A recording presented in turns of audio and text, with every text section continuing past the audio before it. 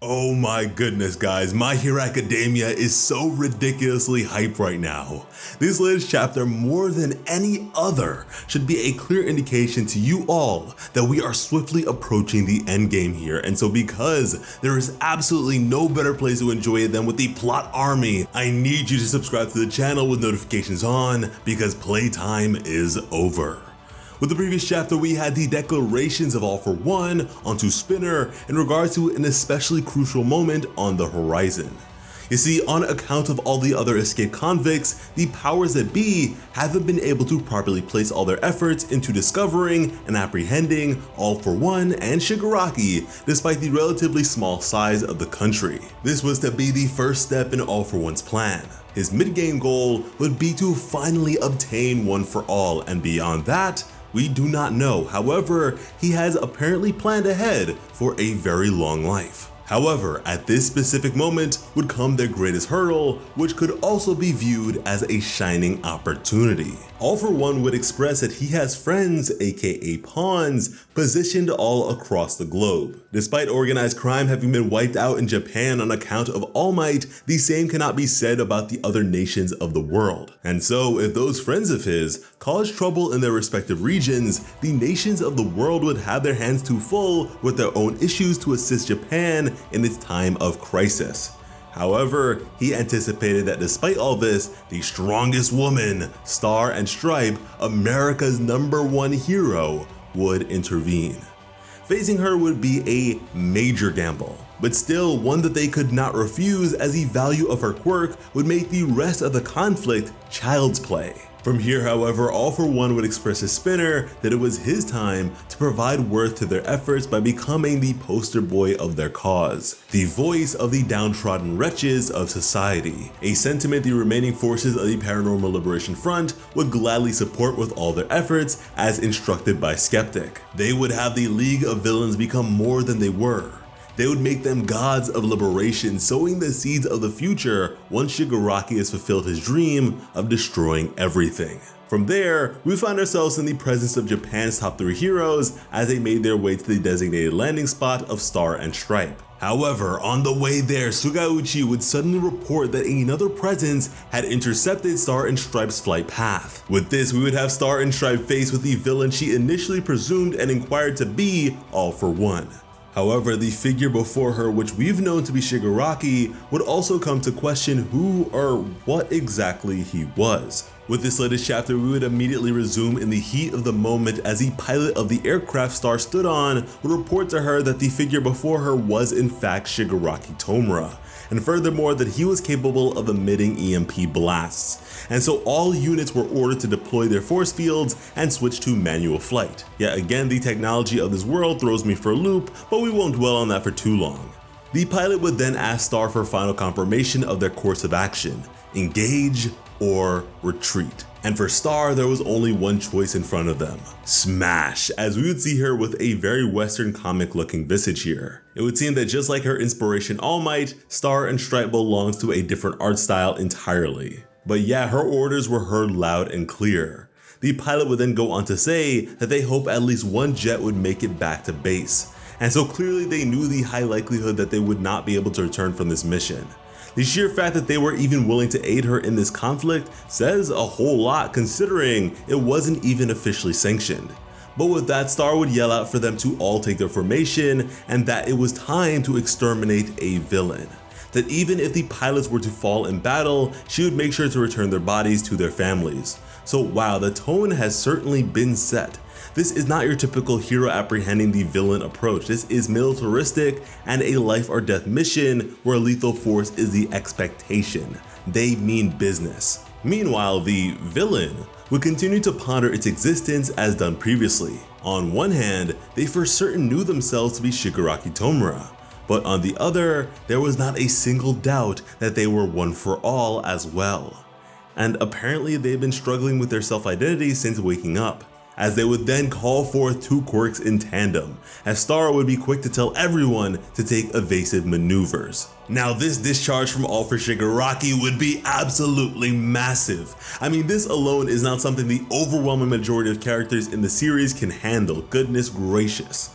From here, the villain would call to question which of them would manage to get the first touch in, which goes back to what we surmised with the previous chapter discussion, that this is straight up a one-touch victory sort of fight, as per usual when it comes to high-level My Hero Academia conflicts. And because of this, Star would fall for a bit before landing atop another aircraft. She would then flex on her opponent by saying that even if she is unaware of all the abilities he may have access to, she would have no need to prepare against them, as that is what it truly means to be the strongest.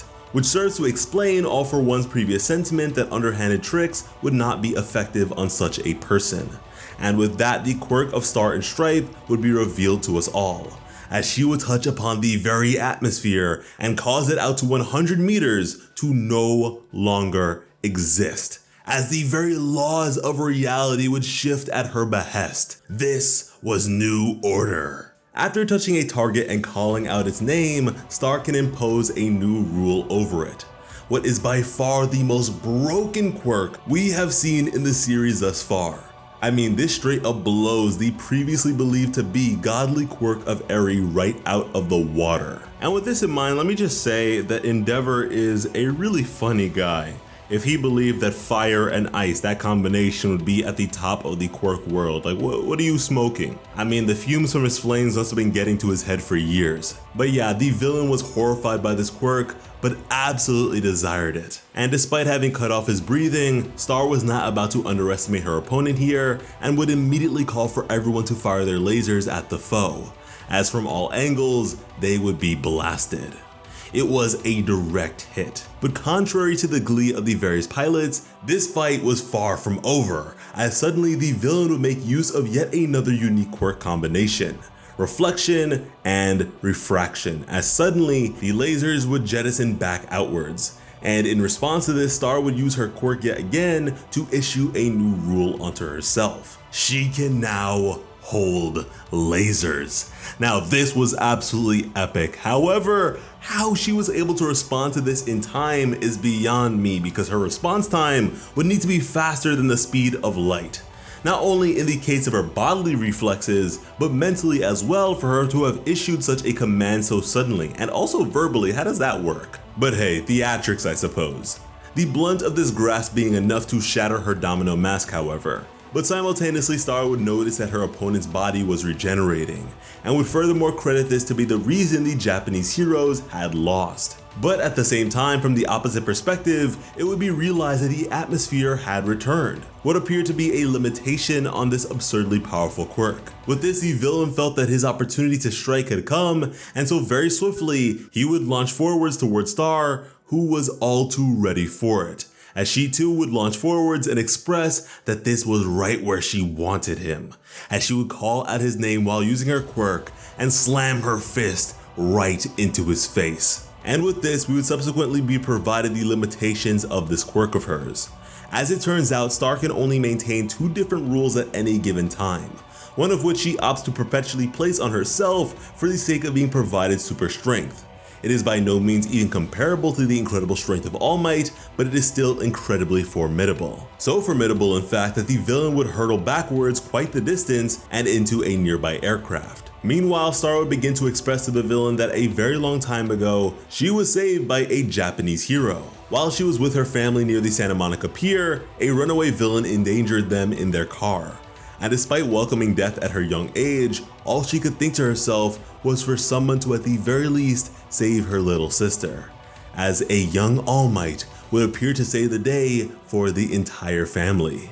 Since then, the 2 long strands of hair on his head had been engraved on her very soul, and so with that, All Might had become her spiritual master, which is to say that she and All Might don't actually have a close relationship, but rather she was inspired by him to become the woman she is today. As in order to contribute even more so to the maintenance of world peace, she styled her hair just like his, but with 8 long strands instead. Now this is absolutely insane, guys. If you have been keeping up with us over on Instagram and Twitter, then you would know that leading up to the early chapter previews available in our Discord server, we hosted a movie night where we watched the very first My Hero Academia film together. two heroes. And would you believe it, in the very first few minutes of the film, to be saved by a young All Might, it would be Star and Stripe as a child. Yet another insane movie tie-in from Horikoshi.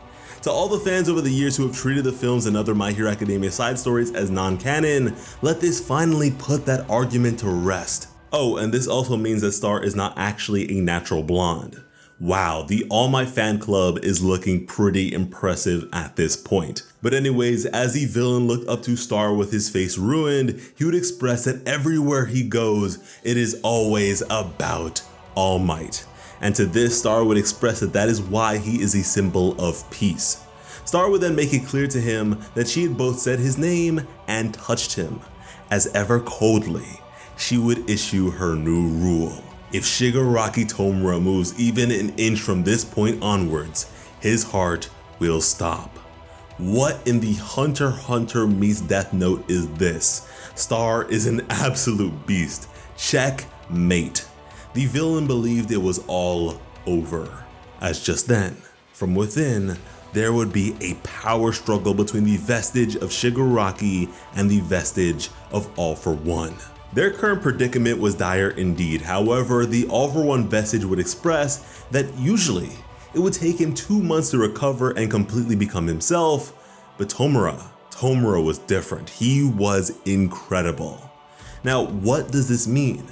Well, if you recall, All for One previously expressed the vestiges of All for One that thanks to the deductions of the Doctor, it was discovered that every quirk factor contains a consciousness that personifies the individuality of its wielder. And All for One in particular, as someone with the power to meddle with quirks directly, he is also able to interact with such vestiges as those whose quirks he's stolen torture him mentally. Mental episodes that, despite him being such a maniacal evil, would often leave him discouraged and plagued with the guilt of his sins. With this, the 2 months the heroes and police had been working with for all this time wasn't exactly baseless. It was based on prior development periods of All for One himself. However, Shigaraki was a very different case and needed only 38 days. This was all on account of his overwhelming hatred and destructive impulses. They had exceeded both All for One and the Doctor's wildest dreams. At this point, their development was at around 97 to 98% complete.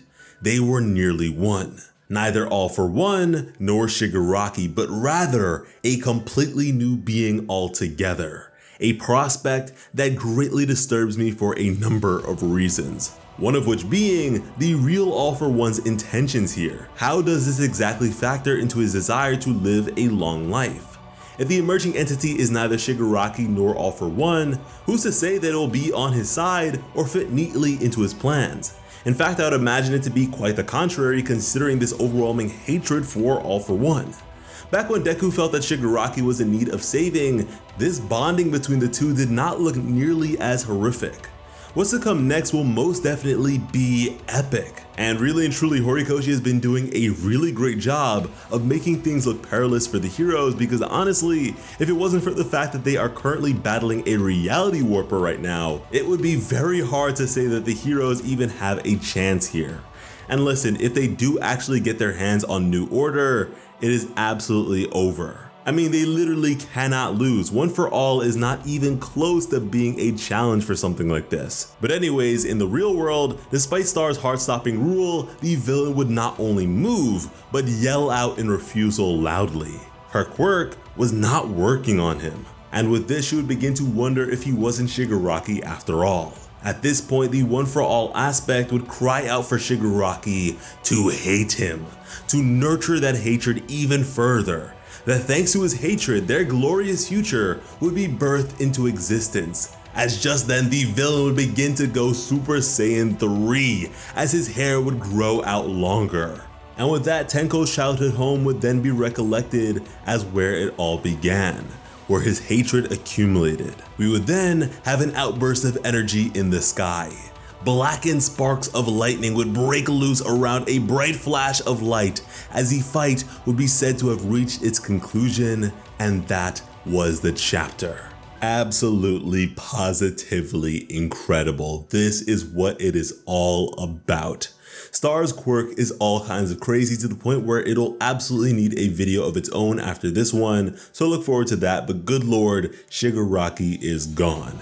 At least for now, Shigaraki is no more. Our final villain is on the verge of emergence, and honestly, he has no business being in this series. This is way too much power. It is no doubt raising the hype levels to astronomical levels, but how exactly the heroes reasonably handle all this is well beyond me. They went from having a month to having 3 days, and now it looks like even that may be reduced at this point. Crazy, absolutely crazy stuff. And you know what, even his current attire, the tattered cowl on the back, is certainly Shigaraki style, as we've seen from him during the war arc after stealing X-Less's cape, but there is also the more fitted suit and cuffs look to it that we know from All for One. No lie, I am really excited for all this, and I hope you are as well. As previously stated, we do have a Discord server where we have a lot of fun things planned for, and also where you can find previews of upcoming chapters and live discussions with us and the rest of the plot army, which is linked in the description below. Now, there actually will not be a new chapter of My Hero Academia next week, but even still, as a community, we have got to make each and every chapter release a proper event. So please drop a like to get the hype going as far as it possibly can. And subscribe to Plot Armor with notifications on, because when it comes to bringing you some of the best My Hero Academia content on the platform, Plot Armor has you covered. As always, I'm Slice of Otaku. Thank you all so much for watching and have an awesome day. I love you.